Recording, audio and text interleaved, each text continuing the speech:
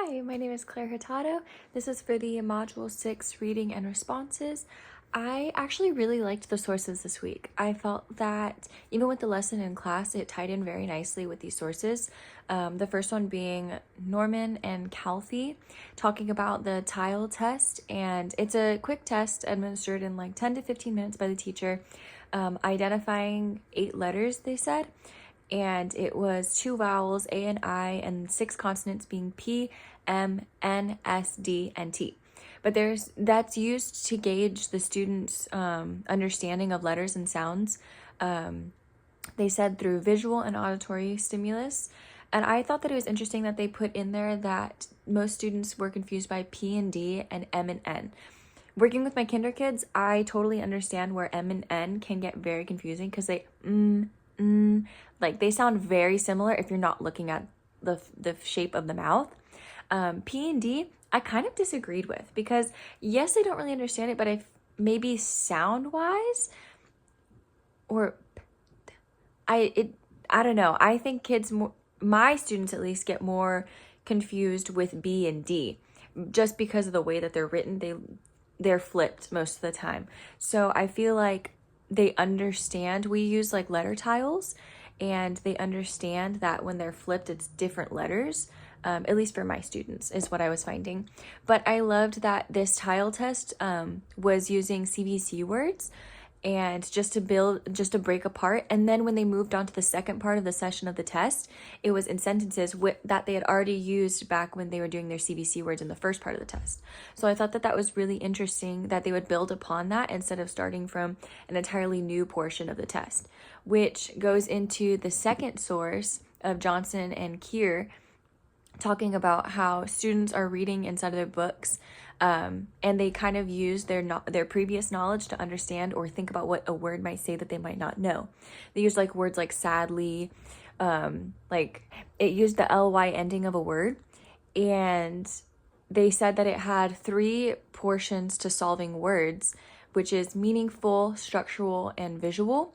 And I thought that it was interesting that meaningful was like this picture or the sentence, because I know that most of my students, when they're looking at the picture, they're like, oh, we are building a snowman, and the character put the carrot on the snowman, and they were like, oh, it's his nose, and they like automatically connected because of the picture. And I thought that that would have been the visual information, but I was wrong, because the visual stands for the letters and the words that they see that they already might know, just like the CVC words that was talked about in the tile test.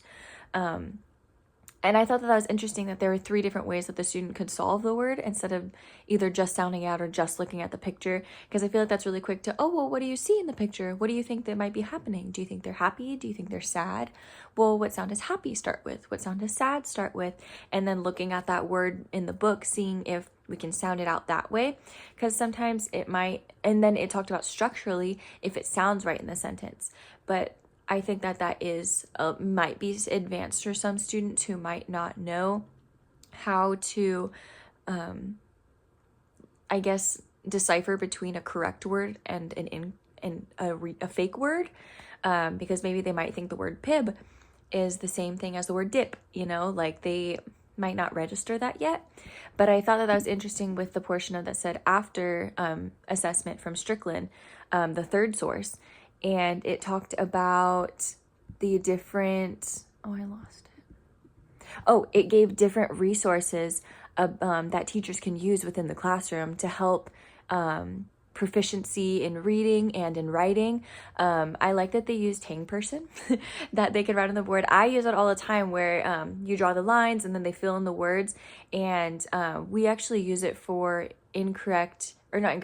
false and real words to decipher the difference, and then using them in a sentence. I love that they put a word wall and a word of the day.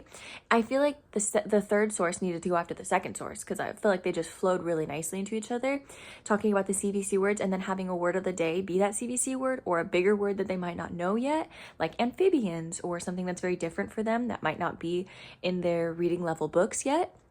But I loved that it created different conceptual charts, having like the word, they used the word tortoise and they kind of spread it out to where being like, oh, tortoise and the hare, like the book, or have it's like a turtle, or it has a shell, or use explaining what it is, it's a reptile. And I think that that's so important, like to break it down in that way, so they're not looking at the word being like, I don't know what this says.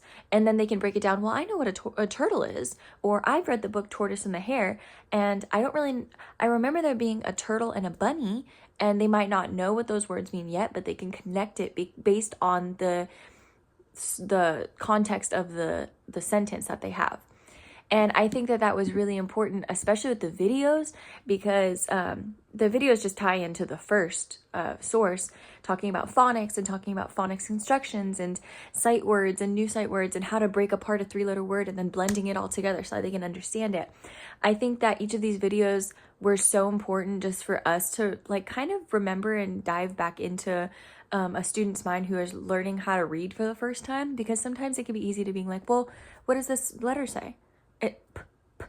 But it may not register yet. And so I think that each of these videos tied really well into the sources, kind of connecting and reinforcing what we're reading about and how to implement that in a classroom, and how to implement that for students who are just starting to read and who are emergent leaders and readers and might need a little bit more help. And so, yeah, I feel like these sources were super helpful this week. Thank you.